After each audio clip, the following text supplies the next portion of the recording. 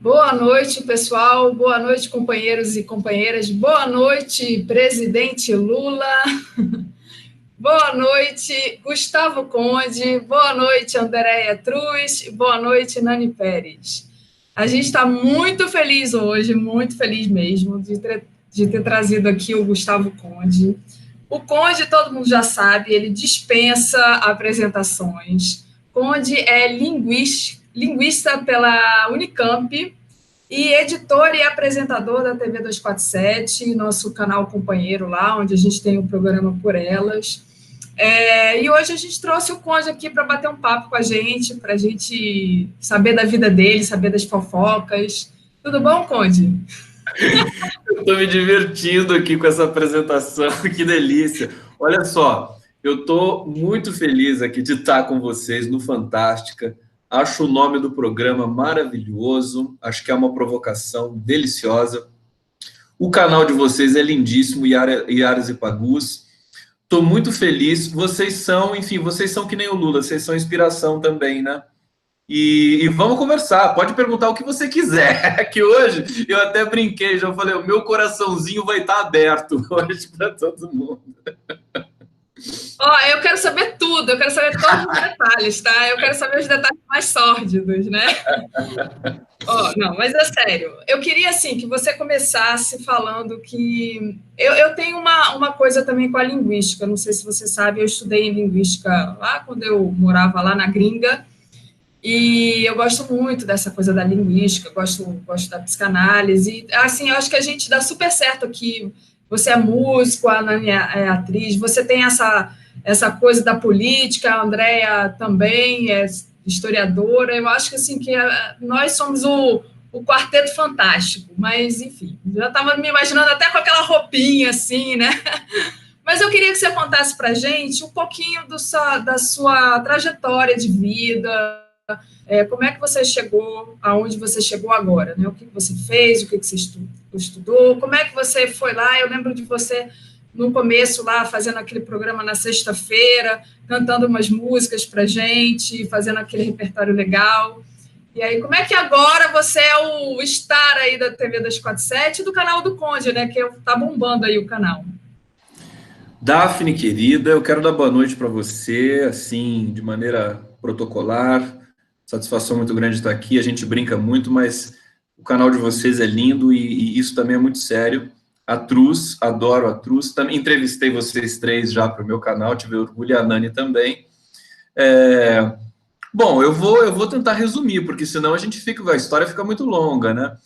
A minha história não olha, eu sou músico. Se eu tivesse de dizer, eu amo a linguística, cada vez eu fico mais feliz por ter escolhido esse caminho acadêmico e existencial, né? Os estudos da linguagem, para mim, têm um caráter de quase que espiritual, é uma coisa muito forte, e é muito técnico, evidentemente, né? Eu faço link com as teorias realmente contemporâneas que me comovem, que mexem comigo, e é assim que funciona também a ciência, né?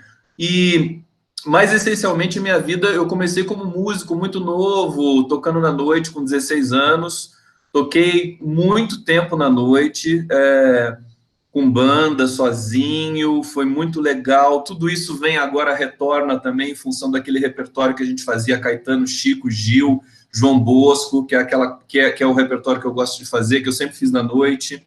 Então tem uma vida muito bacana, toquei com músicos maravilhosos, aqui no Vale do Paraíba, que é onde eu sou criado, onde eu sou nascido, Caçapava.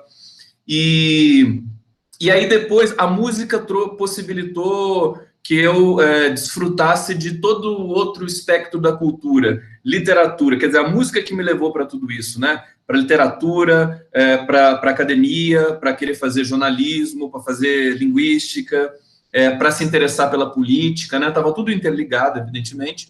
E daí eu fui já um pouco tarde, fui para a Unicamp fazer linguística aos 26 anos, fiz a graduação, mestrado, doutorado, fiz tudo assim na sequência. Eu não defendi o doutorado, né? Só defendi o mestrado. E foi muito intenso para mim aquilo lá, foi muito bacana, e por isso que foi tão, né? Eu estudo a minha corrente análise do discurso francesa, que você conhece, que a gente já conversou sobre isso também. Ela ajuda muito na interpretação da política, E eu estudei humor, né? Estudei piadas. Se você quiser, eu conto umas piadas e falo sobre as piadas para vocês aqui que eu estudei. É isso, um pouquinho, daí eu posso desenvolver um pouco mais aqui, mas eu vou parar, senão eu falo muito, hein, Daphne? Mas antes da Andréia fazer a pergunta dela, que ela vai te provocar, eu só queria que você contasse para a gente como é que você conheceu o Léo, porque isso aí é uma curiosidade que a gente tem, né? Que vocês são super amigos e a gente adora uma fofoca. Fala aí para gente. Olha só, o Leonardo Atushi se tornou um grande amigo e ele é muito importante realmente para tudo que está rolando com a minha vida aqui, enfim, nessa questão, nessa atividade aí digital, nas lives e tudo. Ele é um cara que estimula, inclusive, todos nós, né? Ele admira muito vocês também, o que é recíproco, já deixei claro aqui que admiro vocês demais, quero falar sobre isso depois. Mas a amizade começou, sabe que como começou, acho que com vocês também. Eu sempre publiquei muitos textos na internet. Eu tenho texto no Nassif desde, acho que, de mais de 15 anos atrás. Quando o Nassif começou, foi um dos primeiros. O Nassif, acho que em 2006, ele já estava bombando com o canal dele, com o GG, não era GGN ainda, era o blog do Nassif. Mas eu publicava bem menos, evidentemente, né? Era meio de vez em quando, assim. E depois também no DCM publiquei coisas, no Le Monde Diplomatique, que é um site muito bacana, que é muito legal, e no Facebook. E aí eu conheci a Gisele Federici pelo Facebook, frequentei muito o 247, eu sempre consumi o 247 como fonte de notícia, né? Sempre gostei muito do site, da dinâmica, daquela coisa frenética de notícia que tem ali, muitos articulistas. Eu sempre escrevi, daí eu tinha o meu blog. Um dia eu mandei o meu texto para o Léo Atushi pelo Facebook, falei, dá uma olhada aí, vê se você gosta. Ele gostou, me chamou para escrever uma coluna. Beleza. Aí passou um tempo, isso é curioso, isso aqui é divertido, vocês vão curtir. Eu fiz uma live e toquei violão e fiquei falando, enfim, aquela coisa do pocket, assim, que depois aconteceu, né? O Léo viu, ele falou, porra, vem tocar aqui, vamos fazer um esquema aqui.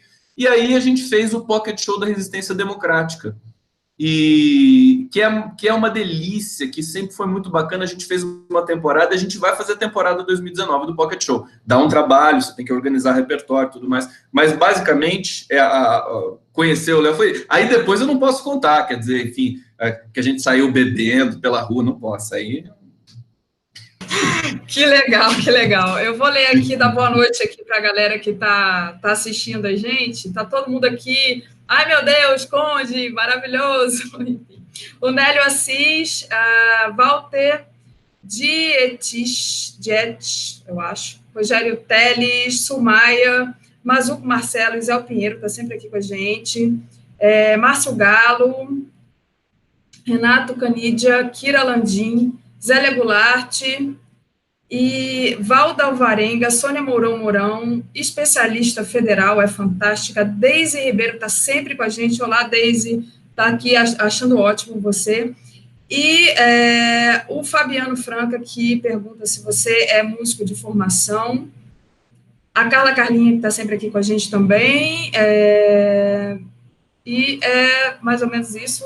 Cícero Belarmino. Andréia, boa noite, Andréia, tudo bem? Boa noite a todas, boa noite, Conde, boa noite a todos, boa noite, presidente Lula.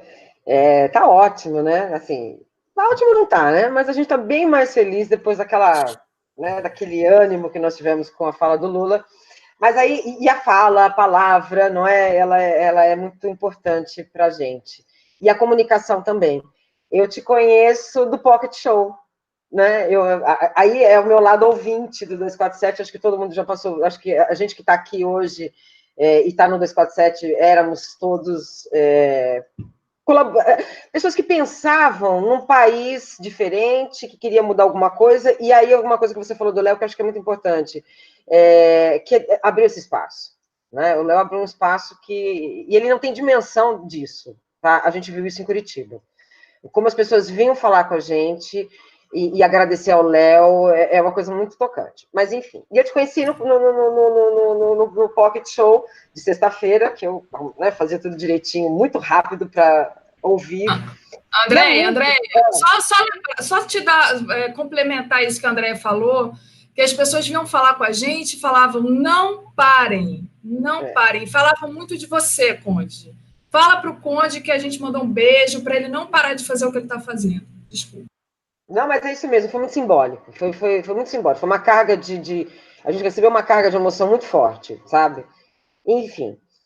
E o Pocket, ele vinha com uma coisa muito bonita, porque, para mim, o que me tocava muito é porque eu tenho uma formação em história, né? E vocês tinham esse condicionamento, né? Pensava a música, pensava o momento, ou então que tipo de cantor. Eu me lembro um dos que, assim, chorei muito, que é o do Belchior.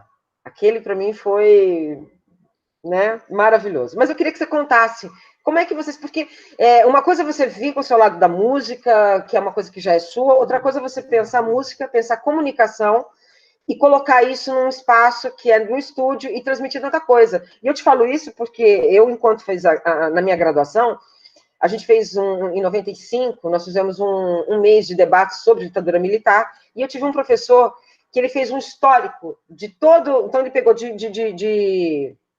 JK até a ditadura, e ele fazia analogia com a música, né? Então, sempre uma música para fazer analogia desses períodos, e como isso é comunicação. Então, eu queria que você contasse como é que vocês pensaram. Eu via, através daquelas músicas, vocês contando muito mais coisas do que só a música. É isso que eu queria que você me falasse um pouco. Vamos lá. Alguém perguntou da minha formação musical. Eu sou autodidata. Depois eu estudei um pouquinho, alguma coisa de harmonia e tal, mas basicamente, assim, realmente a técnica a gente desenvolve, é uma coisa muito bacana isso. Que nem o Lula, né? O Lula também é autodidata na arte da economia, né? Na arte da história e tudo mais. Sobre o Pocket, é bacana você me perguntar isso, Truz, porque foi muito especial, realmente. O do Belchior, em especial, foi dificílimo para mim, porque eu não era o Leonardo é um fã do Belchior, assim, uma coisa impressionante. O Belchior é impactante, realmente. E eu nunca tinha me debruçado na arte do Belchior. Eu sempre... A gente vai escolhendo umas coisas, né? Como eu sou Chico Buarque e tal, você pega uma coisa, mas você pega aquela linha. E o Belchior não. Mas aí eu me coloquei esse desafio. E passei 2 semanas, assim, ouvindo o Belchior sem parar. Decorando as letras, enfim, fazendo os arranjos, tirando as músicas, tudo. E foi difícil, não foi fácil tocar Belchior, porque é muito intenso, é muito impactante. Eu me lembro de Paralelas, que eu sempre amei, a gente tocou lá. E aí você fala dessa química e tudo mais, da música ser... A música é um condutor de compreensão também da política. E isso foi muito forte para a gente. Eu fiz um pocket, eu não sei se vocês se lembram, das músicas que foram selecionadas que o Lula selecionou para tocar em São Bernardo. Foram 13 músicas. Depois escrevi até um artigo também sobre isso, analisando as canções semioticamente e tal. É muita ideia. E tinha Zeca Pagodinho ali, tinha Belchior também, tinha Chico Buarque, tinha Caetano Veloso. E aí, enfim, a gente fez uma temporada com muito cuidado e a essência, e cada vez, Truz, Nani e Daphne, o Léo se emocionou, eu me emocionei, a gente se emocionava, o pessoal no estúdio, porque algumas músicas, elas tocavam muito fundo e tinham muito a ver com a situação política do Brasil naquele momento, né? O Temer, né? A gente tocou, quando foi o Beto Guedes, a gente tocou uma canção, a gente dedicou para Dilma Rousseff. Assim, é muito forte, porque as letras, elas carregam uma memória universal das percepções. E aí, se você encadeia aquilo com a cena que você está vivendo, que é muito intensa e muito sufocante, a emoção potencializa. Então, muita gente se emocionava e a gente também. E era, além de tudo, também um pouco de aula, tinha um pouco de aula de semiótica, um pouco de trazer o noticiário quente daquele momento, e sentir o poder da canção. Então, foi realmente... É bacana vocês lembrarem disso, porque eu estou com muita saudade. O Léo também está com saudade de fazer o Pocket, mas o Pocket exige uma logística. Eu tenho de ir para São Paulo, A gente tem que, não é tão complicado, mas assim, sobretudo, eu tenho de passar uma semana ensaiando muito forte, né? E como eu passei a ser editor, colunista e apresentar live, ficou difícil para preparar a contento essas coisas, mas nós estamos preparando. Não sei se eu respondi, porque é muita coisa, né? Parece a entrevista do Lula isso aqui, né? Tem muita coisa para falar. Não, e assim, e um monte de mulher te perguntando, né? Você tá aí, o bendito é o fruto. Agora, essa coisa que você falou da música, né? É a coisa dos afetos, que eu acho muito interessante, né? Essa coisa que afeta. Quando a gente fez aqui os psicanalistas pela democracia, antes da eleição, acho que foi no segundo turno, que a gente foi para as ruas aqui, um grupo de psicanalistas, para fazer aquela coisa do bolinho, e você tem que falar olho no olho. Eu acho que a música tem esse sentido também, né? Do afeto, de você conseguir segurar ali o que toca a pessoa, enfim. Deixa eu só, nisso que você falou, só falar uma coisa rapidinho aqui. Quando eu toquei na noite, 20 anos, cara, sem parar, todo fim de semana. E toquei tudo isso. E claro que me emocionei com Chico, com Caetano, com Gil, com Marisa Monte, enfim, com todo o cancioneiro brasileiro. Mas, quando a gente fez o Pocket, nesse contexto de golpe, aí mudou a minha percepção da canção até na noite, que eu continuo tocando, continuo me apresentando em alguns lugares, né? Mudou minha percepção. Eu passei a me emocionar muito mais. Quer dizer, tem um dado aí que é impactante. Desculpa, Daphne, só para fazer o comentário. Imagina, foi ótimo comentário. Deixa eu só ler aqui, o pessoal está dizendo que te adora, que te ama, que te admira. A Flávia Moraes, quarteto fantástico, muito bom para esta noite de domingo, depois desse final de semana com a entrevista emocionante do gigante presidente Lula. E a Maria Silva está dizendo que é fã, que você é lindo, sábio e maravilhoso, Conde. Nossa. Assim não, peraí. E o Fabiano está dizendo aqui que tem que ter o DVD dos pockets na lojinha do 247. A gente vai dar essa sugestão para o Léo, né? E o Edu Goulart, estamos representados com a força, a coragem, a dialética e a inteligência desse pessoal todo. Nani, Andréia, Conde, Daphne, vocês também nos inspiram. Obrigada, Edu Goulart. Edu Goulart é um cara que me inspira pra caramba, sabia? Olha só, agora quem é a responsável pelo Gustavo Conde estar aqui hoje com a gente é a Nani, que também é artista, que também saca de afeto. Nani, boa noite. Boa noite, querida. Boa noite novamente, Andréia. Conde, queridíssimo, entrevistador mais fofo. Eita, hoje eu vou ficar. Coisa linda. Tudo você bem? É o cara que mais merece Piracemas. Tudo bem que você perde também, né? Mas você leva, você perde, você leva. Piracemas de coraçõezinhos é mais que uma honra, é uma grande satisfação ter você aqui, tá? Conde, vamos lá. Você falou com humor, né? Sobre humor. Você estudou humor. Eu vou primeiro fazer a pergunta mais difícil, depois eu vou relaxar e a minha segunda pergunta é mais light. A gente no teatro, alguns anos atrás, antes dessa meleca toda, a gente falava que às vezes era jogo duro fazer humor no Brasil, que concorrer com a política era muito difícil. Juro que a gente falava isso antes. Então, a minha pergunta, que eu acho meio complicada, seria: humor é possível hoje, num país em que a parte séria virou um sanatório geral? Como que a gente faz humor? E vou até usar o Zé de Abreu como exemplo, né? O Zé de Abreu, que é o outro lado, que é o ator e humorista, para fazer a paródia, ele lançou mão de mais elementos sérios vinculados ao real do que o próprio desgoverno que a gente tem aí. É punk, né? A gente pensar isso. Então, como é que você vê a possibilidade do humor hoje no nosso país com essa realidade do nonsense no meio da sociedade do rinoceronte dionesco, cara? Fala pra gente.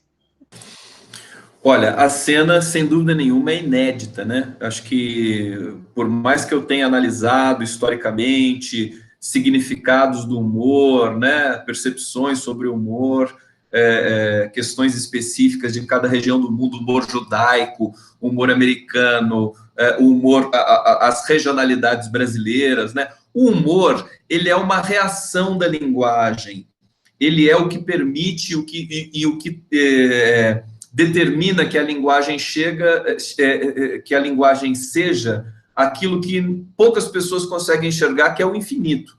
O sentido é infinito. E o humor justamente é a fricção desses sentidos. Sempre que você tem humor, você tem ambiguidades latentes no enunciado, né? Na própria comédia do teatro e tudo mais. O Zé de Abreu também, ele entra muito forte nisso. E aí, eu acho que o humor tem também uma função política muito forte. Sempre teve. O bobo da corte, por exemplo, nas cortes europeias, ele tinha exatamente uma função de não deixar o poder subir a cabeça do rei, né? O rei tinha de ser ridicularizado periodicamente para ele sentir, né? Para ele ficar mais próximo do povo, enfim, de maneira, enfim, naquele momento ainda muito delicada, sutil, não como um sistema, um protocolo, assim. Mas a função do humor sempre foi chamar a atenção para algo que está submerso no mundo dos sentidos. Então, são várias coisas. No Brasil aconteceu um fato muito, um processo muito estranho com o humor, que eu aí diria para vocês, o Rafinha Bastos, o CQC, que é um humor, que é aquele outro também, o Gentili, né? Aquilo não é propriamente um humor, ficou revestido de humor. Eles produziam preconceito e falavam que era humor. E isso confundiu a cabeça de muita gente. E foi um grande gatilho também para a explosão de fascismo que nós tivemos no Brasil. Então, o humor, ele é um modo de enunciar, ele não pode ser determinado e assim, você dá o sentido final do papel do humor na sociedade. Ele se metamorfoseia também o tempo todo. Agora, aí te respondendo diretamente sobre a questão que você me fez, é um assunto que rende muito, né? É possível humor hoje no Brasil? Eu acho que mais do que nunca. Eu acho que claro que é difícil, porque o Bolsonaro, o governo Bolsonaro, eles são basicamente sátiros, né? É curioso porque o sátiro não sabe que é sátiro, porque as coisas que o Bolsonaro diz são coisas de comediante. Se fosse comédia, seria maravilhoso, né? Ele é uma personagem de comédia, pastelão, né? Tudo que ele diz tem essa dimensão, só que tem a dimensão do trágico. Então, é complicado. Então, por exemplo, o que eu, enfim, preconizo para a minha espiritualidade, para a minha sanidade, é um humor inteligente, é tentar produzir alguma coisa no nível da sutileza, no nível dos links políticos, tentando lidar com esses sentidos, com os sentidos bacanas, com Lula. O Lula, você viu o bom humor do Lula na entrevista, Nani? Sensacional. E aí, o bom humor dele, qual que é o significado? Significado de fortaleza, de fibra. Ele está de posse de todo o significado que ele tem para o Brasil, ele está sabendo disso, e por isso que ele pode ter um bom humor. Então, é um assunto bastante vasto. Mas eu acho que, por exemplo, o Aroeira, o Latuf, que fazem as charges para o 247 agora também, Jornalistas pela Democracia, são absolutamente essenciais para a gente atravessar esse momento obscuro que nós estamos atravessando. O humor é essencial nesse sentido. Maravilha. Eu acho que ele é necessário, como você falou, e o pessoal tá falando justamente nesse sentido aqui também. O J. Camelo também eu acho um grande chargista. Não sei se vocês... Bom, vocês já devem conhecer o J. Camelo. Deixa eu ler aqui o chat. O Renato Canidia está falando, um bom exemplo são as charges do Aroeira. O perfil aqui, Lula da Silva. Oi, menino barbudo. Adoro suas análises sobre o poder da língua. Ajuda muito a entender o discurso sinuoso que permeia a palavra. E é isso. O pessoal dizendo que o humor é necessário.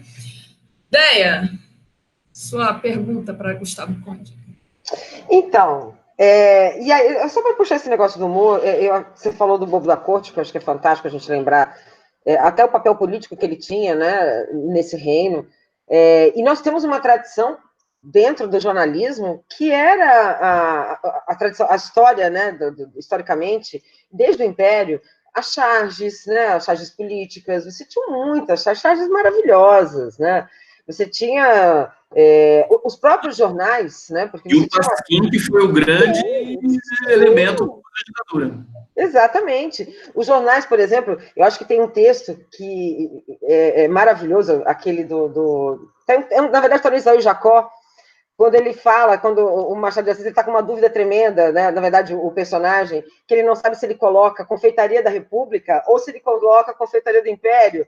E esse drama político, porque era um drama político, porque, na verdade, você tinha uma estabilidade política, não saber se o Império permaneceria, ou se a República, enfim, eles dariam um golpe e a República se implementaria. E ele fica naquele jogo, porque se eu coloco da República, os meus clientes do Império vão parar de vir, mas se eu coloco do Império, eles vão me achar tão atrasados, os republicanos, eu vou perder a clientela, mas tendo um teor muito forte politicamente. Então, acho que isso é relevante a gente levar em consideração. Por outro lado, e aí é o meu ponto de vista, não sei se você concorda, também foi no humor que eles utilizaram de maneira pensada, romper toda uma lógica de políticas públicas que foram implementadas pelos anos PT. Então, por exemplo, política de cotas. Né? Aí você tinha o CQC, que vinha com aquele humor descompromissado com tudo, porque nós somos descompromissados, nossa ideia era um descompromisso e nós vamos fazer piadas racistas. Aí vinha o Pânico, a mesma coisa. É um descompromisso, piadas racistas, piadas homofóbicas, piadas machistas e etc.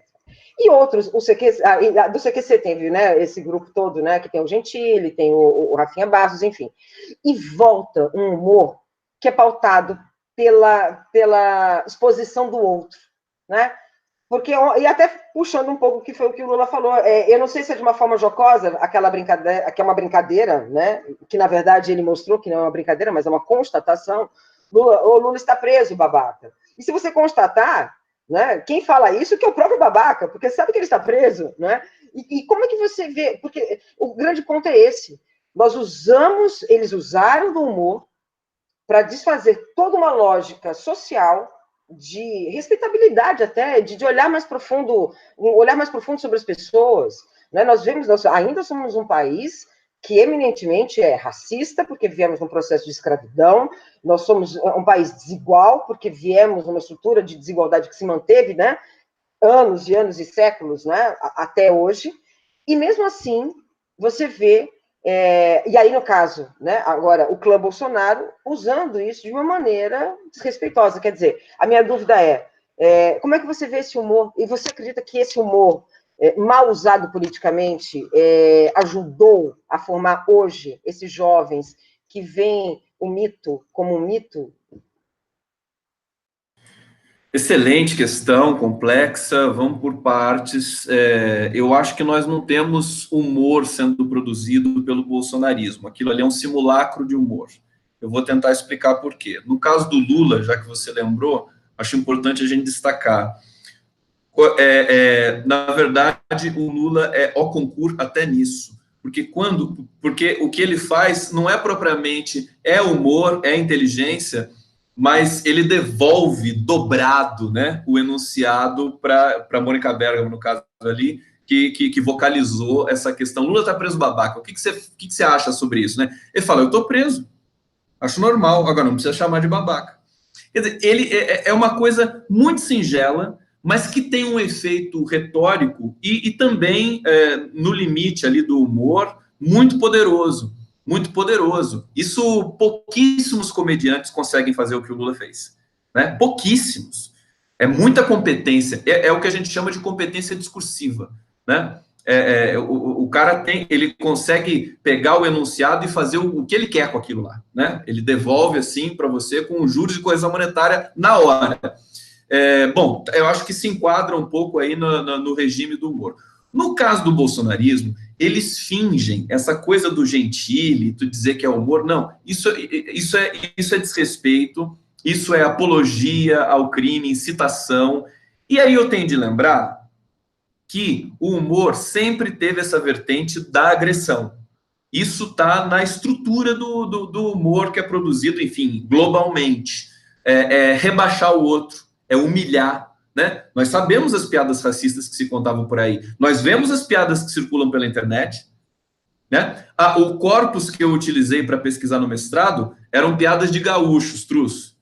Piadas de gaúcho, que o gaúcho aparece como gay, né? Que o gaúcho tem essa tradição de ser o machão, o cara que anda a cavalo com faca na mão e tudo mais, aquele universo todo masculino, e que na verdade ele é gay. Na piada ele aparece gay, né? Então você tem um número de piadas dessa natureza de gaúchos que são grandes, mas elas estão caindo um pouco no esquecimento. Por quê? Porque o mundo mudou, né?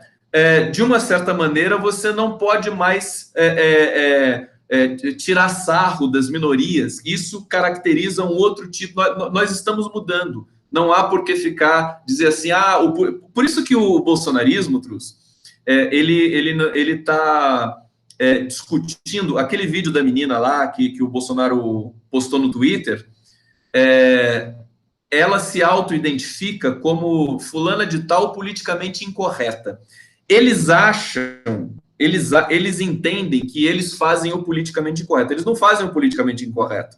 Eles fazem a violação de direitos humanos. Eles cometem crimes, né?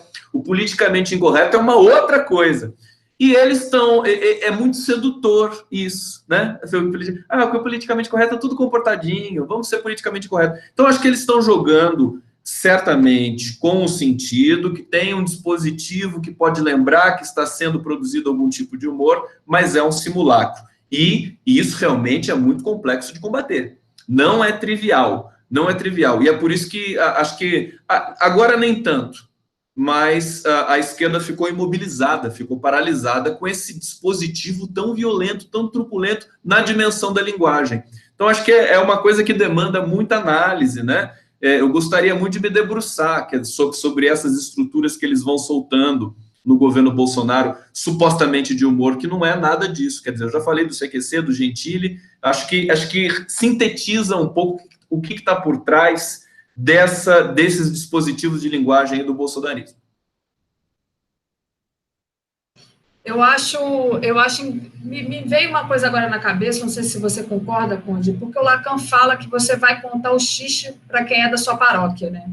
Essa coisa que você falou, que o Lula fez um comentário singelo quando ele disse, eu estou preso, não precisava chamar os outros de babaca, né? Que é uma coisa engraçada, mas dessa maneira singela, né, como diria Lacan, ele está contando a piada para quem é da paróquia dele. Então, ele atinge um grande número de brasileiros. Essa capacidade que o Lula tem de atingir um grande número de brasileiros, pela forma que ele fala, que é genial, né?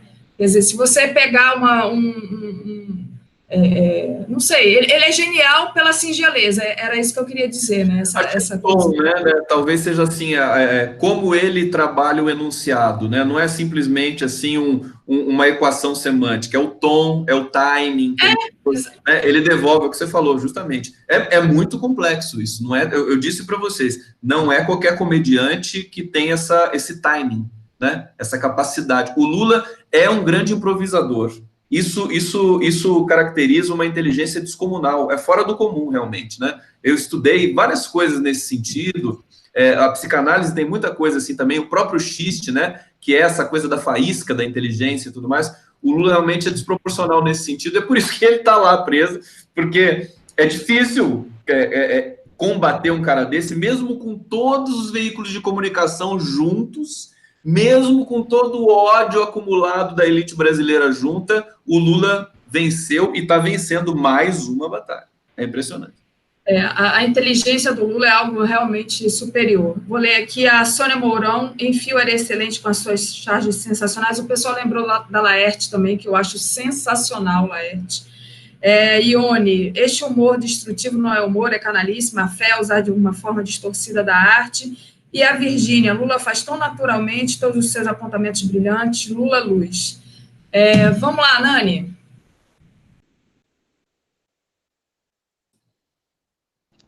Vamos lá.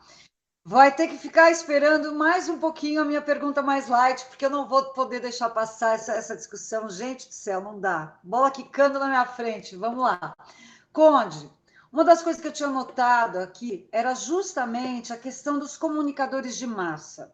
Veja bem, eu já na década de 90, que a gente chamava de cultura trash, a gente apontava nos cursinhos, enfim, em alguns, nas universidades, etc., sobre o que estava acontecendo no jornalismo. No jornalismo, a gente observava a novelização do jornalismo, ou seja, o uso de recursos de linguagem ficcional, tá, para conteúdos jornalísticos, criando o que a gente pode resumir em sensacionalismo. Como isso é perverso, como isso acaba distorcendo a percepção do público, por exemplo, na questão da violência. Acho que o exemplo mais gritante, né, é tudo que se trata de violência com sensacionalismo, que ajudou a eleger um mundaréu de gente ad eterno, não é? Os Bolsonaro não são os primeiros, eles também entram nessa questão, mas desde lá de trás. Inclusive no rádio, né? Os programas do Gil Gomes, né? Na televisão, isso é mais fácil de acontecer por causa da imagem até, mais fácil do que o rádio. Muito bem, quando a gente começa a falar... o pessoal estava falando que a Globo está mal das pernas e, portanto, que talvez a gente realize o nosso sonho de um mundo sem Globo.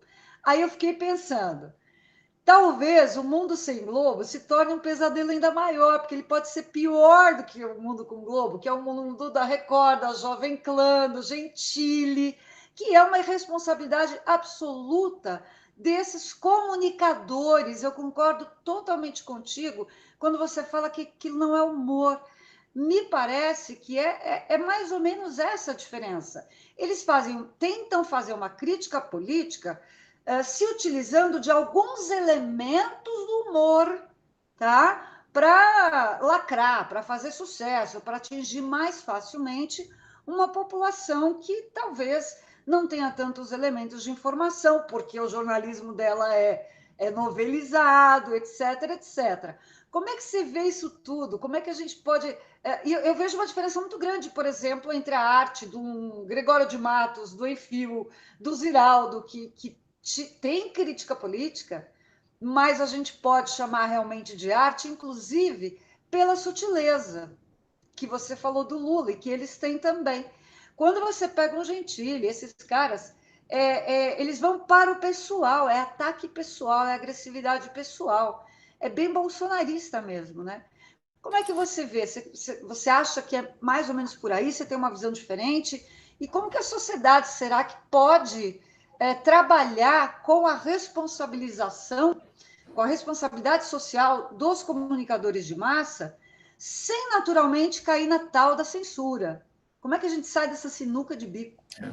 Não, a cena, sem dúvida, você fez uma análise, né, praticamente completa aí na sua questão, muito interessante tudo que você diz e implica em várias coisas, eu posso dar várias direções aqui na minha resposta.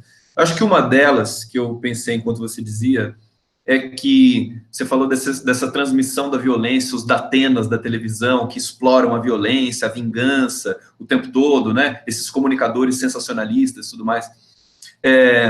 Eu acho que eles existiram desde sempre. Eu lembro do Gil Gomes. Sim, então, aquela coisa. Eu imitava o Gil Gomes, né?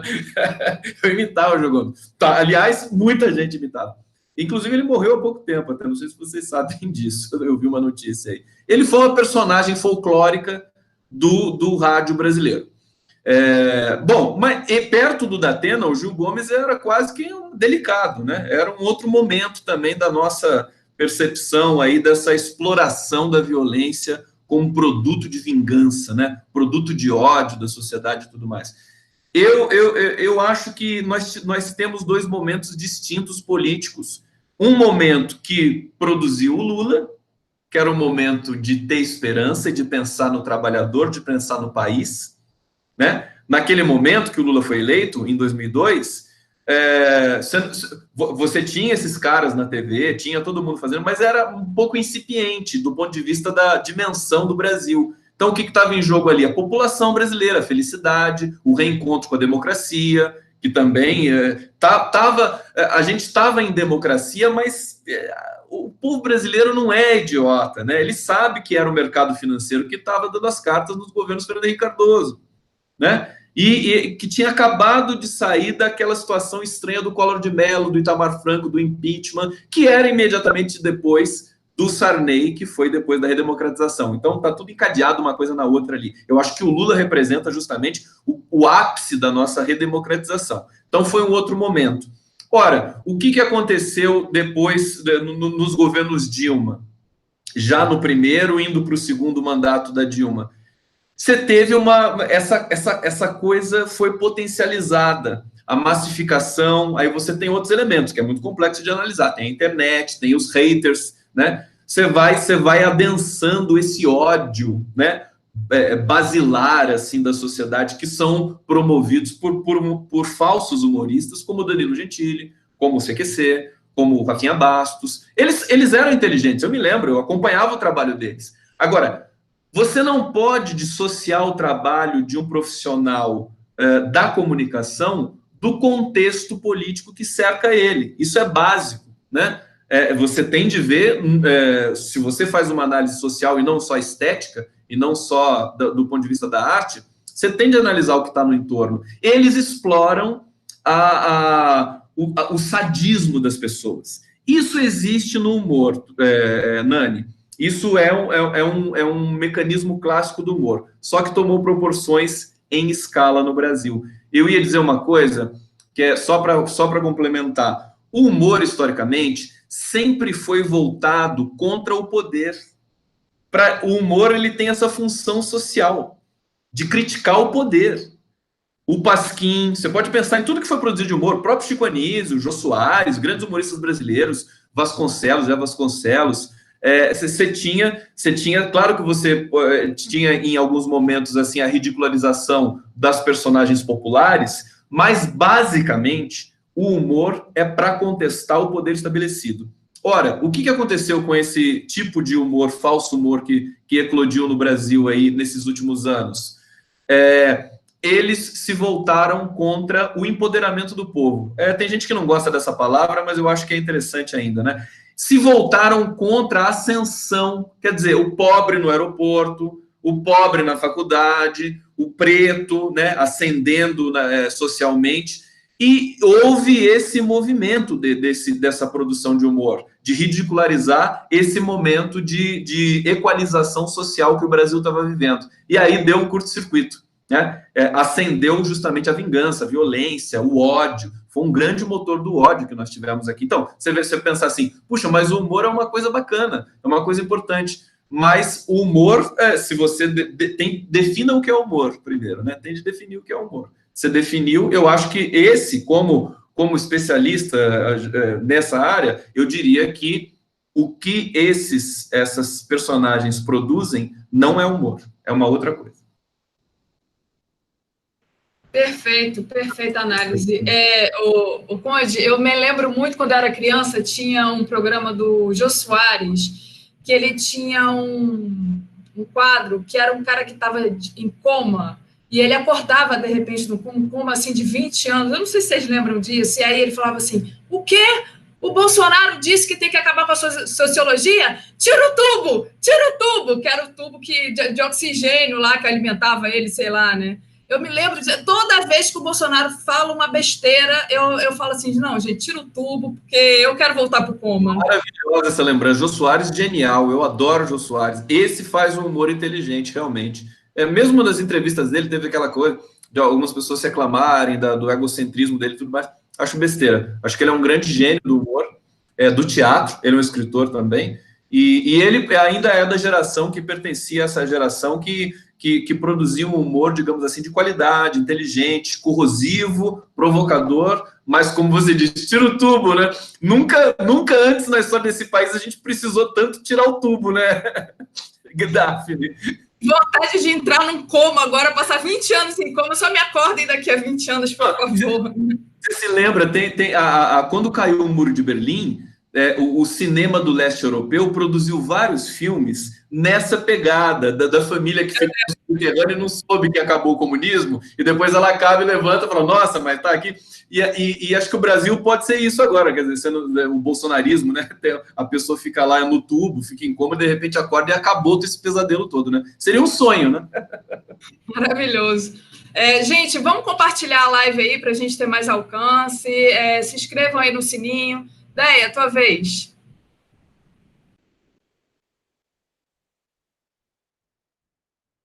Aê! Eu fiquei assim pensando no humor, né, que vocês falando. Eu me lembrei de personagens como o Chico Anísio. Ele tinha um que é fundamental, além do Bento Carneiro, né, que é hilário, né, pela síntese do que era o brasileiro na percepção dos anos 90. Mas uma coisa que me chamou muita atenção, isso que eu queria levantar, é que durante o golpe que vinha com a Dilma, né, a imprensa, aí no caso a TV Globo, e as outras emissoras, mas a TV Globo, ela começou a fazer muita coisa para legitimar uma narrativa, e a partir dessa narrativa ela ia impor ali a sua narrativa. Primeira coisa que me chamou muita atenção foi um seriado que eles fizeram sobre a ditadura militar, pegando a partir de 70, agora eu não me lembro o nome, e ele fazia uma trajetória que ia de 70 até 2000 e pouco, 2015, 16. E aquilo tudo acontecendo e eles tomando para si uma narrativa da interpretação deles do que era um golpe. O processo de impeachment é analisado como do golpe, é analisado como um processo de impeachment legítimo até, e etc. E, por outro lado, você tinha o humor da Globo também, perto das manifestações em que eles tiravam onda, no caso aquele Maurício Adnet, a Marcela Adnet, o Adnet, que ele tirava uma onda dos manifestantes, dos militantes, né? E como nós estávamos indignados com tudo que estava acontecendo, então tirando da própria militância a voz de indignação. Então, ao mesmo tempo que o humor ele tem esse papel político de você escrachar aquele seu, né, quem determina o poder, ele também é usado numa lógica de poder para impor a sua narrativa. E eu acho que a Rede Globo, nesse sentido, ela fez isso durante muito tempo. Claro que, e sempre dentro do acordo político e econômico que eles querem definir o Brasil, né? E ao mesmo tempo que veio o humor, veio o ódio. Pode falar, fala. Não, eu só ia complementar, porque depois eu te levou essa coisa do humor. O humor é uma linguagem que ele serve ao bem e ao mal, se você quiser colocar nesses termos. Você tem toda a razão, né? Você pode ter um veículo macro, assim, que abduza um humorista. Eu acho o Adnet muito bacana, o Adnet é interessante, acho que ele é fora da curva. Mas a gente fala também na questão do humor popular, né? Aquele humor que brota na sociedade e que depois ele se consagra em alguns nichos assim de comunicação. Desculpa, só fazer esse comentário. Não. Mas a partir desse humor veio também o ódio, né? E acho que é um pouco isso que eu quero falar. E vou puxar um pouco da narrativa, da fala do Lula. E que é muito difícil a gente lidar com ódio, né? Nós estamos hoje numa sociedade dividida, hoje o Brasil é um país dividido, hoje é um país que... Ele também nunca foi esse paraíso, não, né? Na verdade, nós temos uma narrativa, uma imposição, né, de uma narrativa que nos fez acreditar, né? A inteligência brasileira da década de 30, montando ali, pensando nesse Brasil, né? Quem era o Brasil? Então, o país é o Brasil do homem cordial, de Sérgio Buarque de Holanda, é o Brasil da democracia racial, de Gilberto Freire, é um Brasil econômico. Eu gosto muito da análise de Caio Prado Júnior, que vê economicamente esse país, né? Mas estão tentando identificar quem é o Brasil, né? Em termos de povo, de cultura, de sociedade, ainda é uma narrativa muito forte. E, nesse sentido, o ódio, ele carrega uma percepção da elite, né? A elite traz essa lógica do ódio. E um ódio que se explodiu de uma maneira absurda a partir de 2013. Né? Eu acho que a partir de 2013, quando tomaram a narrativa, quando tomaram a Globo, no caso, as grandes emissoras de TV, quando tomaram a narrativa daquelas manifestações para si, e a partir dali usou a corrupção como grande problema, começou a transferir um problema que era muito maior do que você identificar apenas um partido político como grande problema do país, como o caso do PT, a partir dali você tem uma incidência de ódio muito forte.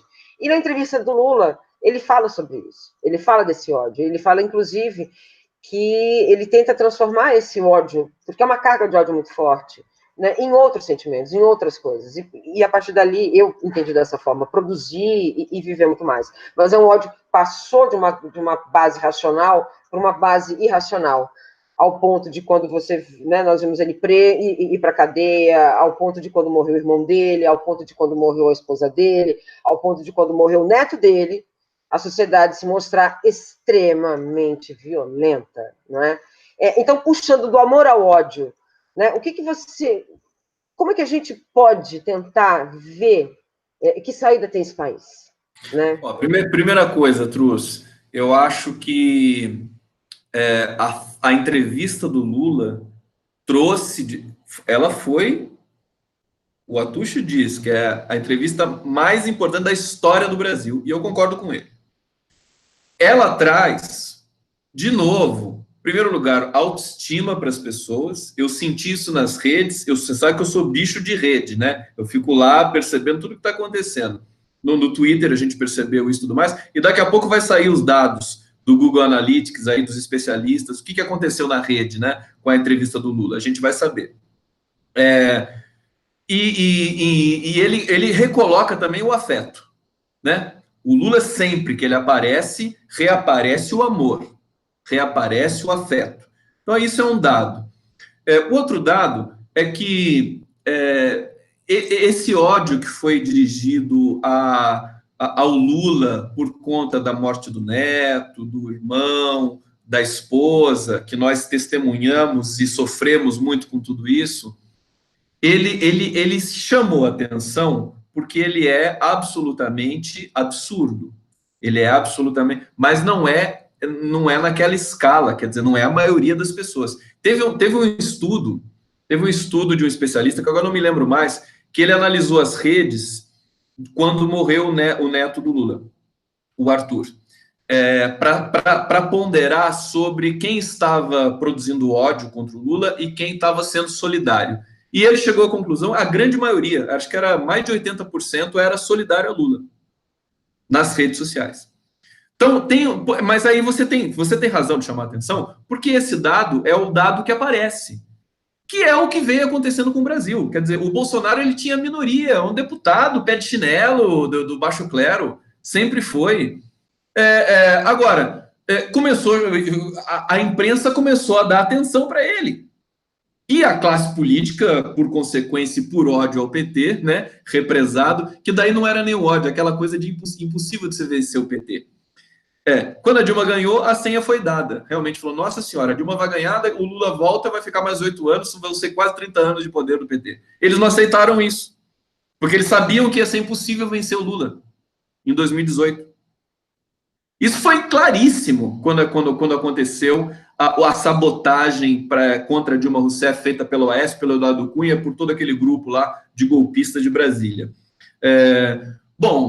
E aí eu acho que como é que a gente pondera sobre isso? Eu acho que o Lula está certo, ele tem de insistir, tem de fazer a lição de casa, toda a esquerda, a Gleisi Hoffmann também é uma grande, ela tem independência, o Haddad, eles têm o pensamento próprio, e eles estão fazendo a política, é o que resta. Não pode inventar a roda, tem de fazer o que o PT sempre fez. Eu acho que nós também, do segmento democrático, profissionais do jornalismo, seja quem for, né, nós temos de insistir nessa tecla, mas com assertividade, sem abaixar a cabeça. Esse que é o ponto que o Lula coloca. Quer dizer, amor sim, querido, mas não vem para cima de mim, não, que eu dou a voadora no seu peito. É mais ou menos isso. Então, o amor é isso também, é você ter amor à sua própria dignidade, que quem tem amor à própria dignidade não vai deixar alguém chegar e te esmagar, né? A gente pode recorrer aos preceitos bíblicos e tudo mais de dar outra face, mas isso tem algumas nuances que a gente pode tratar, a gente pode modalizar em cima do próprio texto sagrado e tudo mais. Então, eu acho que nós estamos... E uma coisa, que eu não quero, enfim, contemplar tudo nessa resposta a você, mas aí teve uma outra questão que apareceu, que era sobre isso também, que é de estigmatizar o PT, a Daphne que falou, né? Como a Alemanha nazista fez com judeus, por exemplo, né? você estigmatiza de uma maneira e promove a violência, que é o que o Bolsonaro fez ontem, divulgando aquele vídeo da professora, né? Causou pânico. A docência está em pânico agora no Brasil, depois daquilo lá. Mas o mais impressionante, que é interessante da gente pensar, sobretudo depois da entrevista do Lula, é que eles não conseguiram derrotar. O PT continua sendo forte, querido. Então, o Lula está fortíssimo. Então, não consegui. E daí o que acontece? Toma o efeito contrário, eles ficam mais fortes. Evidentemente, nós vamos ter que esperar um pouco a história, porque as instituições ficaram contaminadas. Mas, basicamente... Então, eu acho que, cedo ou tarde, o amor volta a prevalecer. Eu acho que o ódio já está sendo empurrado um pouco para a lixeira, entendeu? Mas eles me dizem que eu sou otimista, né? Sensacional, Gustavo Conde. Estamos aqui com o Gustavo Conde, linguista e editor da TV 247 e apresentador do canal do Conde. Eu estou aqui com uns comentários do nosso público para ler. Claro que eu já perdi, porque eu sou assim. Quem quiser gostar de mim, eu sou assim, eu sou assim. Essa dá, que beleza! É por isso que eu gosto desse canal maravilhoso. O que é? Que eles estão... Eu estou acompanhando a transmissão aqui. O laranja acima de tudo. Adoro esse perfil. Laranja acima de tudo. Falar mal do Lula e do PT paga bem. A Flávia Moraes e a Sumaia lembram que o nome do filme que você estava lembrando, que eu vi, adorei esse filme, é Adeus Lenin. Muito engraçado. A Silvana Carrizo... Edu Goulart, com certeza, eles saíram do esgoto, quebraram o pacto da sociedade democrática, né? Falando, na verdade, eu ia ler o comentário de baixo, mas esse foi bom também, do Edu Goulart, falando do Charlie Hebdo, quando foi atacado, que também era um semanário, né, de humor, e que os caras falavam tanta besteira que acabaram levando aí um troco bem feio, e foi horrível aquilo, mas, enfim, a gente Pois é. Não apoia esse tipo de coisa. Nani Pérez, nossa artista. Gente, a Daphne não falou, eu tenho que falar. O povo está falando que o presidente lá da Espanha... Esqueci. Não, eu tenho que falar isso, porque eu e a Andréa comentamos isso no Boa Noite, a gente cheio de dedos, com cautela para falar da influência do Lula na eleição da Espanha. Déia, você viu nos comentários que o presidente, todo o comitê lá comemorando com faixa de Lula livre, com mascarinha do Lula, coisa mais linda. Não, gente, deixa eu só falar uma coisa. O Chomsky, vocês viram a manchete do 247 agora há pouco. O Chomsky viu a entrevista do Lula e disse assim, parabéns, você vai ser libertado em breve. O Dino disse que o Lula pode ser libertado, ele teria de ser libertado imediatamente. Então, eu acho, essa eleição da Espanha é sensacional, né? Então, a gente está num momento... Você vê que o Lula traz muita luz, né, para a gente. Vai, Nani, desculpa. Não, imagina, acho que a gente fica empolgado e quer falar mesmo, não adianta. É uma coisa muito boa, porque a gente às vezes não tem a percepção de como chega do outro lado, né, Conde? Foi isso que a gente falou, eu e a Andréa, que a gente é suspeita para falar, inclusive, pelo envolvimento emocional aqui. E já que a gente está falando em envolvimento emocional...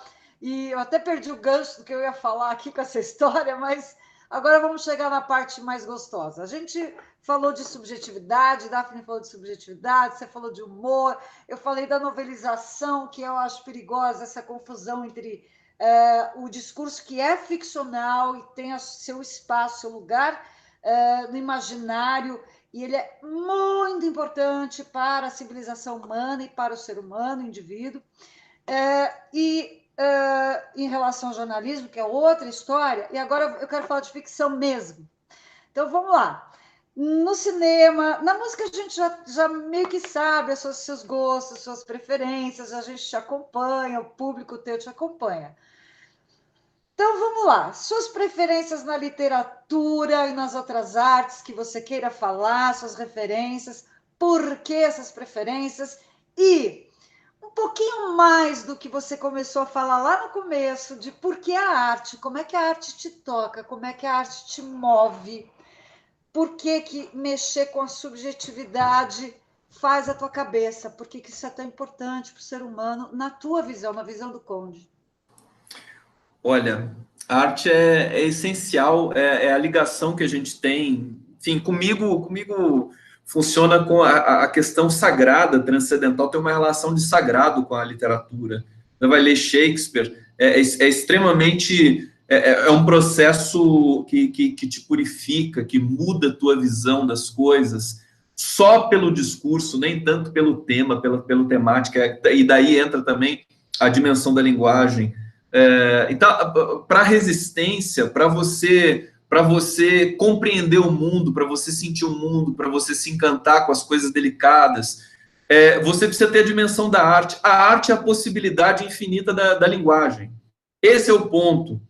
E tem a ver um pouco com o humor também, né? Com a possibilidade de você ficcionar, né? Você está dizendo... Acho que é legal quando você fala de tirar a ficcionalidade da dicção jornalística, que promove um outro tipo de percepção de uma realidade que nós estejamos vivendo, né? A ficcionalidade que você diz, eu acho que é um pouco isso que você faz, não sei se eu entender direito, que você coloca, mas dessas narrativas policiais que vão tomando conta de todo o tecido da nossa, do noticiário, né? Da informação, fica uma coisa muito truncada. Mas, de qualquer maneira, respondendo a questão sobre a arte, importantíssima para mim, vital, sem arte não existe possibilidade nem de anunciar para mim, é uma coisa muito, muito profunda, visceral.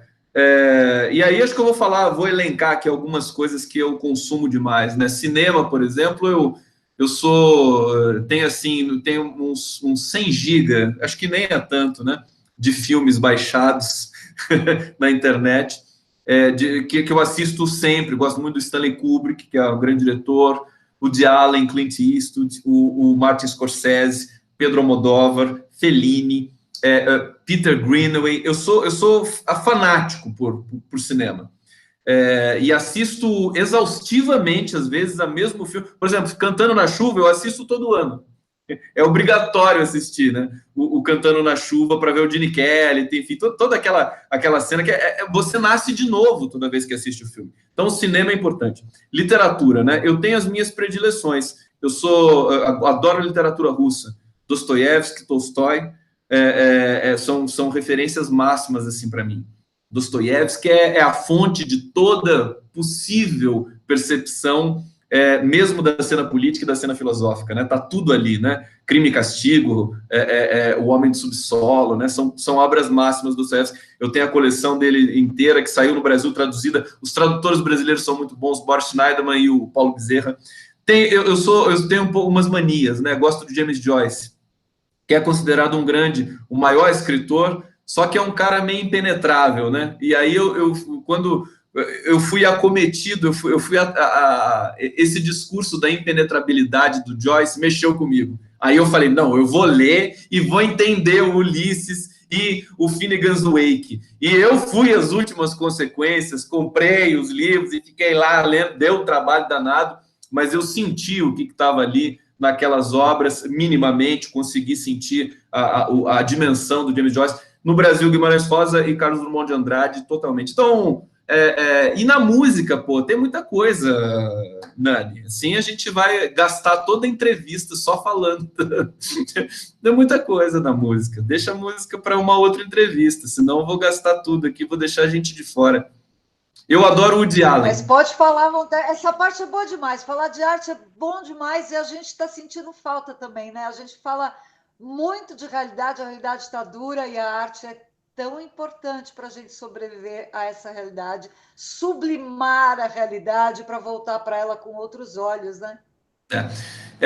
E aí a gente vê essa guerra do governo contra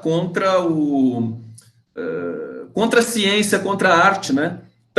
Tá justamente nessa corda bamba, nesse meio fio, e que torna a arte mais importante. E eu acho, viu, Nani, que a arte ela resiste, e ela, como na ditadura militar, ela vai, nesse momento do bolsonarismo, ela já tá sendo impregnada de muito sentido, porque quando você tem um poder opressor como o bolsonarismo, como foi a ditadura militar também, mas agora é de uma maneira, inclusive, mais complexa e mais terrível, porque é uma aniquilação da linguagem.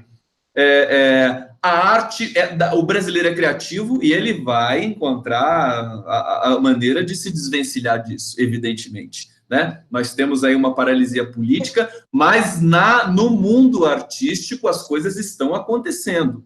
Né?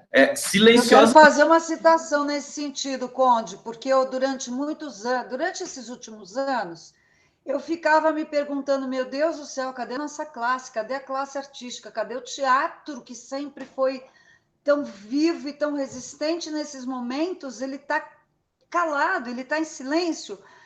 Mas eu posso te dizer que, assim, talvez ele não tenha vindo da onde a gente esperava, mas o protesto já veio, já está aí, está em muitos grupos que talvez fossem menos famosos, com artistas de menos renomados, etc., mas está vívido aí. E a gente tem o grande Zé Celso com Roda Viva no Teatro Oficina, então, que é um expoente máximo do nosso teatro, um dos grandes de todos os tempos, que está nesse protesto, sim. Então, às vezes, parece que as coisas não estão acontecendo, mas você tem razão, está aí. E, de repente, você começa a olhar para um lado e ver, aí você vira, opa, também tem ali, e também tem ali, daqui a pouco isso aqui vai estar pululando. Concordo contigo. Nani, eu não sei se você viu, saiu uma notícia sobre a ascensão do meme à dimensão de arte. Tem uma exposição de memes, acho que em Londres. Memes de internet. O meme é uma arte. E o Brasil é bom nele, hein? O Brasil na produção de meme é uma coisa absolutamente inacreditável. Então, nós estamos construindo uma resistência muito forte a tudo isso. Está acontecendo. Agora, veja, está sendo até rápido. Eu tô achando eu achei que o Bolsonaro ia demorar mais para derreter. Ele está derretendo já, está praticamente derretido. O bolsonarismo também. Estão lá com os artifícios dele de sempre e tudo mais, mas o processo está em andamento. Nós vamos ver, a sociedade brasileira vai resistir, e nós que estamos aqui na frente de batalha, como a maioria do povo brasileiro, na verdade, está nesse front, né? Que nós estamos aqui de luta pela democracia. Vai ser gostoso, não vai? Quando tudo funcionar, porra, vai ser tiro o tubo, né? Tiro o tubo, como diz a Daphne, né? Tiro o tubo. O pessoal lembrou daquele Quero que Pobre se Exploda. Era muito bom também. Quero que Pobre se Exploda. Outros tempos, né? Outros tempos. Então, veja, a gente vai... Eu fiz um pequeno post hoje que é o seguinte: o Lula, ele está sendo fortalecido por esse processo de perseguição insano da Lava Jato, e todos nós também, que estamos testemunhando isso, estamos juntos com o Lula, por Lula livre já, também vamos sair fortalecidos de tudo isso. Tem que pensar nisso, que é a autoestima que a gente tem que ter. Eu acho. Sensacional, Gustavo Conde aqui com a gente. Gente, olha, já que é para falar de teatro e de cinema, eu queria, porque vocês estavam falando aí, eu estava pensando no que eu vi um espetáculo agora, há um pouco tempo, talvez menos de um mês, chamado Elza, o espetáculo. Super politizado, vale a pena. Quando chegar na cidade de vocês, assistam. É um espetáculo que tem várias Elzas Soares. Todas as atrizes são Elzas Soares. É genial para falar sobre o racismo no Brasil, para falar sobre o momento político que a gente está vivendo hoje também. Inclusive, teve grito de Lula livre na plateia. Foi muito legal. E falar para vocês que eu adoro os filmes do Ken Loach. Vocês não falaram aí. Eu adoro. O filme que eu mais gosto da minha vida é o Terra e Liberdade. E aí, falando de Terra e Liberdade, e a Andréia, ou a Nani, já não sei mais, porque às vezes eu confundo essas duas, falou o que fazer agora. Gente, o que fazer agora? Terra e Liberdade. Vamos lá, vamos para a rua, vamos lutar, sabe? Vamos arregaçar as mangas, porque, como o Conde falou, tá fácil, entendeu? Os ventos estão virando para a esquerda, não acabaram com o PT, não acabaram com o Lula prendendo o Lula. O Lula ontem não, sexta-feira, deu um show, entendeu? O Lula, só de dar tchauzinho no velório, no enterro do Arthur, ele já causou uma comoção. O Lula é gigante. Então, assim, para a gente está ficando melhor. Vamos aproveitar o momento e vamos fazer alguma coisa. Tá? Eu queria só ler aqui os comentários e aí passar para você de novo, Conde, porque acho que a gente já está, infelizmente, chegando ao fim, mas você não vai fugir da gente, não. A gente vai te pegar aí, vai te amarrar, entendeu? E você vai voltar. É maravilhoso. Ó, eu quero falar, hein? Eu quero falar sobre... Você vai falar e muito. Então fala. Eu não vou nem ler comentário. Fala. Desculpa, gente. Não. Primeira coisa. Eu tô assim, é tão bom, né, conversar com vocês têm uma química, vocês têm uma coisa, vocês são importantes para a cena desse jornalismo independente que está acontecendo nesse momento, que está protagonizando esse momento. E aí eu acho que assim, a gente podia fazer mais vezes esse programa, os 4, né? Essa coisa, eu curti muito, eu gostei muito dessa... Acho que vai chamar Os Fantásticos, os 4 Fantásticos. Quarteto Fantástico, alguma coisa assim, né? Assim, humildemente, né? Humildemente, Quarteto Fantástico. Porque eu acho que precisa um pouco... Tem essa coisa, vivacidade, né? Cada um tem uma característica que é muito gostoso. Essa é uma coisa. A outra coisa que eu queria sugerir para vocês e dizer, assim, do canal de vocês, que eu acho lindo, que é o Iaras e Pagus. Vocês têm um poder muito grande de comunicação, de qualidade, de análise, e eu acho que vocês fazem o canal crescer, passar o meu canal rapidamente, assim, o 247, como? Eu quero pedir isso para vocês, sugerir, junto com o público aí, que pode comentar também, né? Eu acho que vocês tinham de fazer lives. Eu acho que eu fiquei pensando nisso. Eu falei assim, eu tenho de falar isso para elas, porque isso é muito forte para hoje, para a comunicação.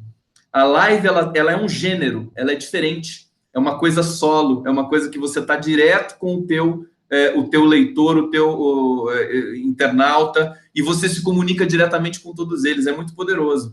Então, eu acho que vocês, dentro de todas essas características que vocês têm, o Iaras e Pagus tem de ter isso. Quer dizer, todas fazem, cada uma faz a sua live.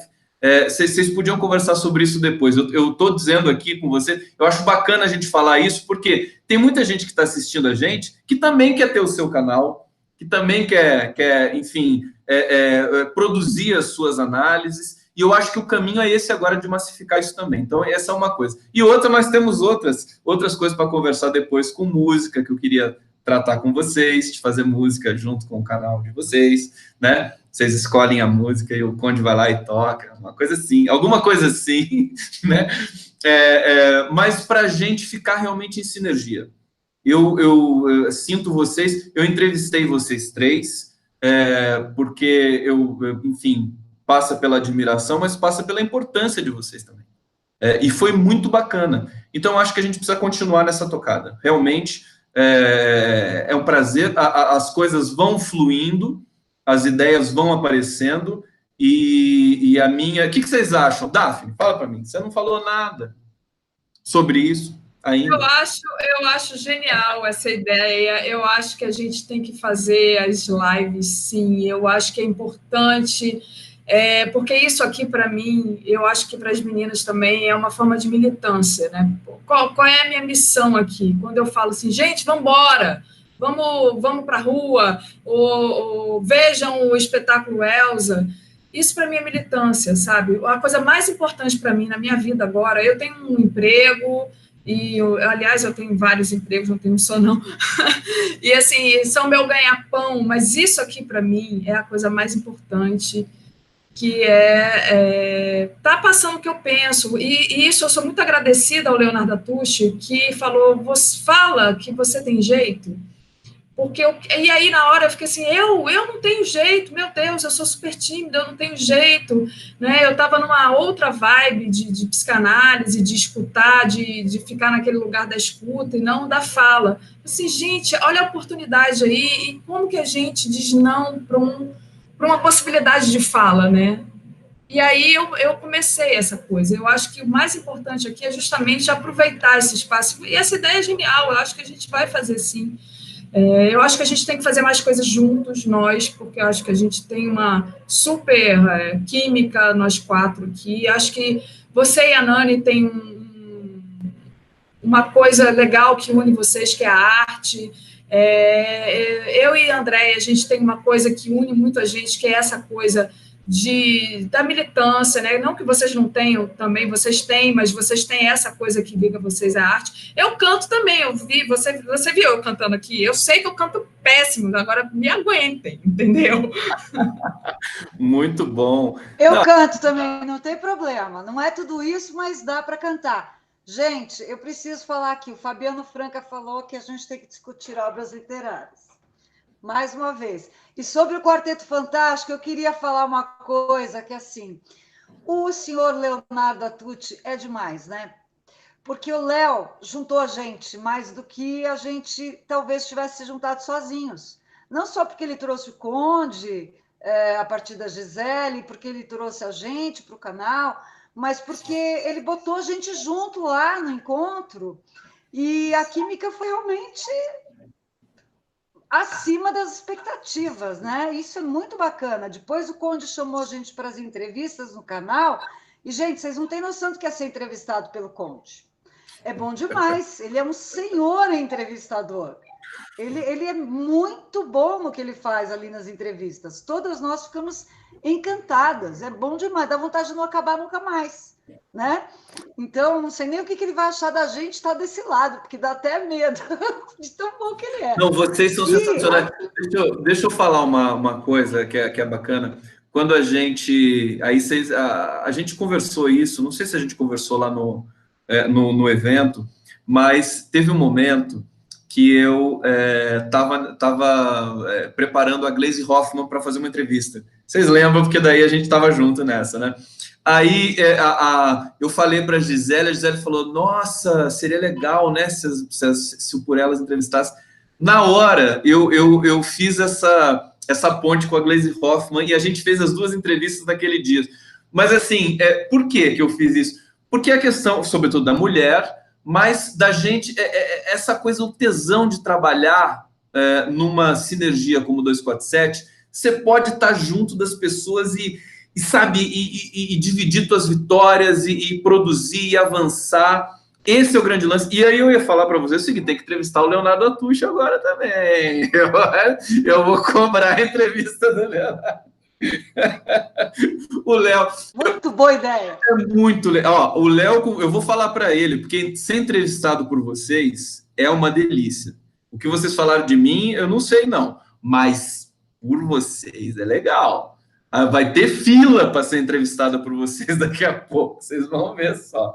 É muito bom. O Lula é um, né? O Lula é um que vai sair, né? Daqui a pouco, pode ser até amanhã, né? A primeira entrevista que ele vai dar, tenho certeza que vai ser para vocês. Quero só... Nossa, você não fala isso para mim, não. Ele vai desmaiar. Eu vou ter que tomar um remédio, uma medicação, porque eu não vou dar conta, cara. Eu não vou dar conta. Eu não sei quem foi. Acho que foi você que estava falando com o Léo, falando que agora o 247 vai entrar na fila para entrevistar, e ele citou o Mauro Lopes, né? Aquele fofo do Mauro Lopes. Gente, imagina se o Lula fala, eu queria que as mulheres do Por Elas tivessem... Eu morro, eu vou cair dura, vocês vão ter que ir sozinhas, meninas, porque eu vou ter morrido ali. Não, eu posso ficar ali pertinho do Conde entrevistando, eu já fico feliz, não tem problema, viu? Eu já fico feliz só de ficar ouvindo o Lula... De qualquer jeito. Aliás, falaram aqui, eu tenho umas histórias que se tem alguém que merece entrevistar o Lula, esse alguém é o Conde, verdade. O amor que ele mostra pelo Lula. Lindinho. Deixa eu só ler. Fala, André.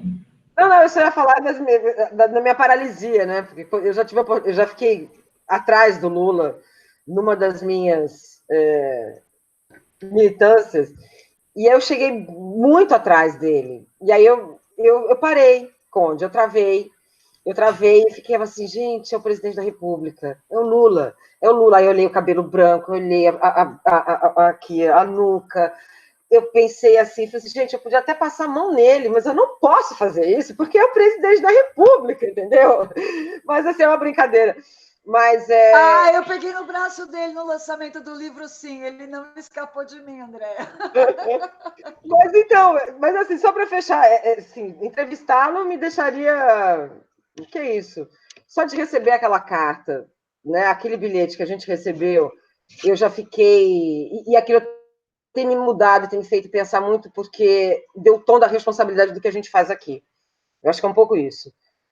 Não é à toa, não foi qualquer carta, eu levantei, e foi muito engraçado, porque no dia da segunda carta, eu estava no chat do Léo ao Quadrado, acho que era, e todo mundo dando, nossa, parabéns, mais uma carta. Eu falei, gente, eu não tinha visto a carta ainda. E a Ângela, me lembro da Ângela Sadoc falando, poxa, mas a carta. Eu falei, gente, mas, poxa, acho que faz tempo que eu não venho no Léo Quadrado, porque eles estão falando da outra carta. E aí eu entrei no Face e olhei a carta. Eu fiquei num estado que eu não conseguia sentar, eu não conseguia andar, eu não conseguia levantar, eu só falava para o meu marido assim, e eu ficava assim, e não vinha a palavra, né? Do tamanho da responsabilidade que a gente tem. Eu acho que é isso, é trocar tudo isso que a gente tem feito, essa oportunidade que você falou que o Léo nos deu, e cada dia que eu acordo pensar numa forma da gente militar, seja aqui, seja fora, para tentar tirá-lo desse lugar mesmo. Eu já acho que ele deveria estar fora há muito tempo. Nossa, mesmo que sobre a 100ª pergunta, se for, nossa, Conde, tá massa demais, entendeu? Não é nem que nós temos que... porque... Mas eu acho que mais do que perguntar, eu acho que eu queria agradecer. É isso, eu queria agradecer, porque, de certa forma, o que nos coloca aqui também é essa militância, é o Lula, que eu acho que, em algum ponto... Você está falando uma coisa muito... Pode muito falar. sério que você fala, só vou um comentário rapidíssimo, né? Muito sério que você fala, porque o que nos colocou, acho que nessa posição, é justamente o processo de perseguição à civilização no Brasil. Eu estava em sala de aula, praticamente eu larguei sala de aula e mergulhei na atividade digital, que era o que me cabia, que era o que eu podia fazer, mas assim, para impedir naquele momento, impedir o golpe, não deu certo, mas continuamos cada vez lutando mais, né? Então eu acho que você tem toda a razão, quer dizer, o Lula, a Dilma, a esquerda, essa construção que foi feita no Brasil civilizatória, né, democrática, a gente experimentou isso, né? E eu quero experimentar um pouco de novo. Eu sei que não vai ser igual, mas porque igual aquilo que a gente viveu, não vai rolar. Tem que ser. Com mais uma provocação. Você falou que você gosta de Woody Allen. Desculpa, Daphne. Você falou que você gosta de Woody Allen. E aí tem um filme que me toca muito, é o Meia-Noite em Paris. E aí, um lugar comum, não é aquele seu lugar. Né? E eu fiquei pensando, né? Os anos 20 para mim é o meu lugar. Mas eu acho que se eu tivesse que voltar, esse momento que você falou, porque historicamente, um dia a gente vai olhar e vai falar assim, como foi possível o país ter vivido uma era tão importante, de tanto desenvolvimento, e ter aberto mão disso tudo. Entendeu?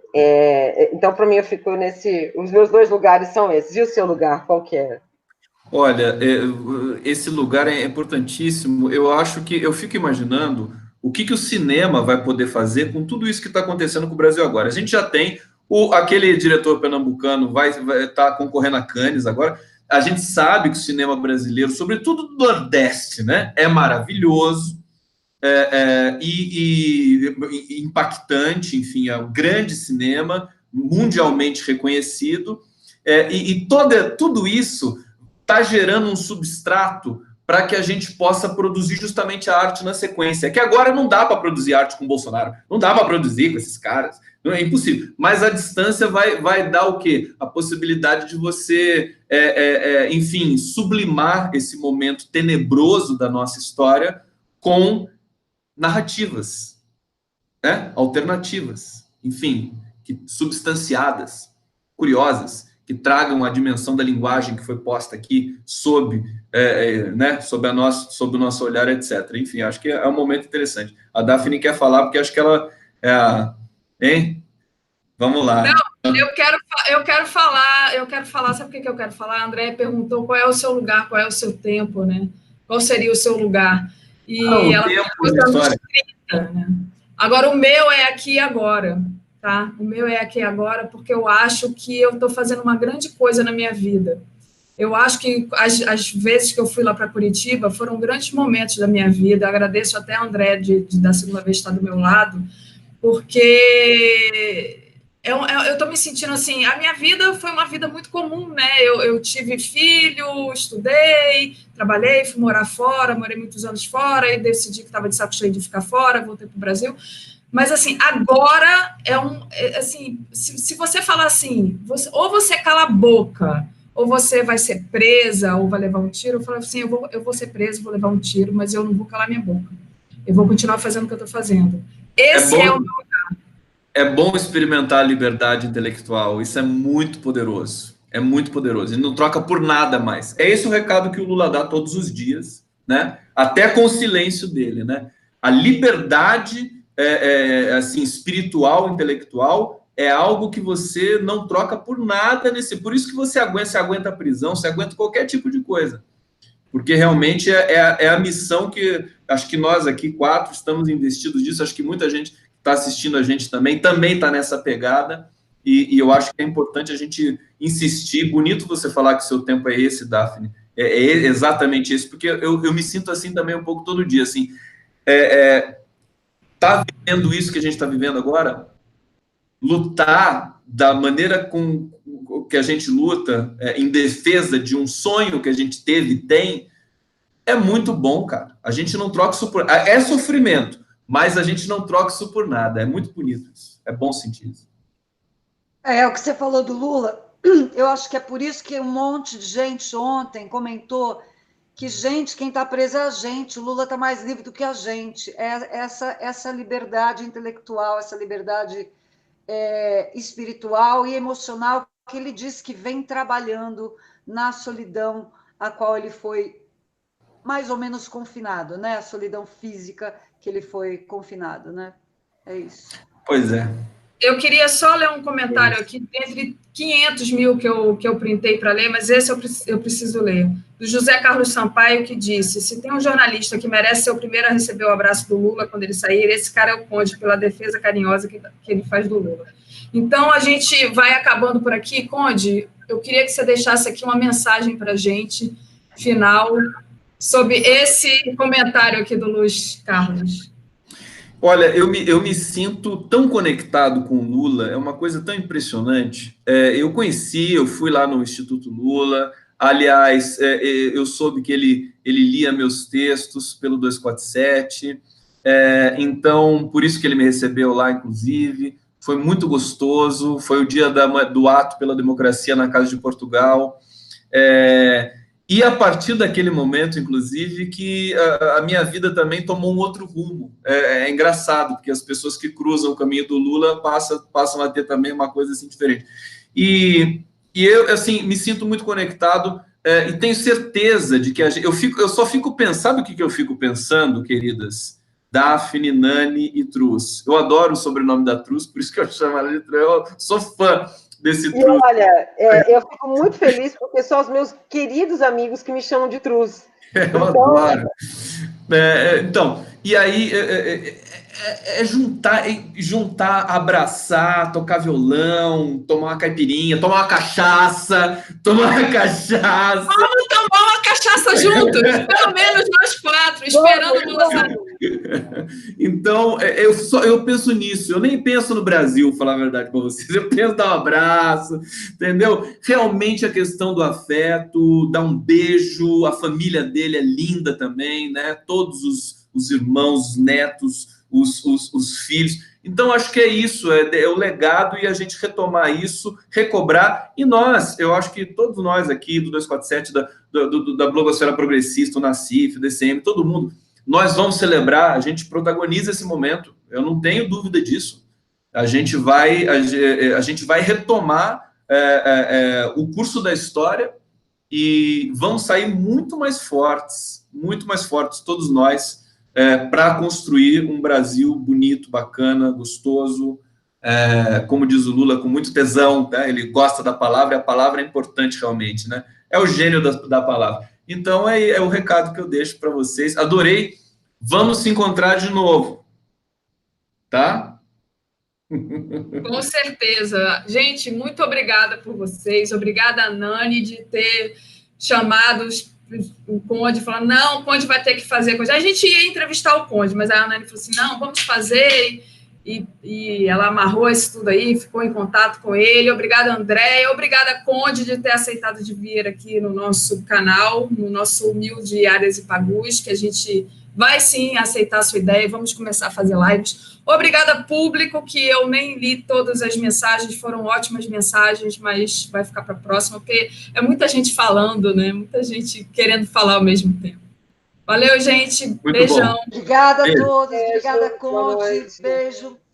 Tchau. Até logo.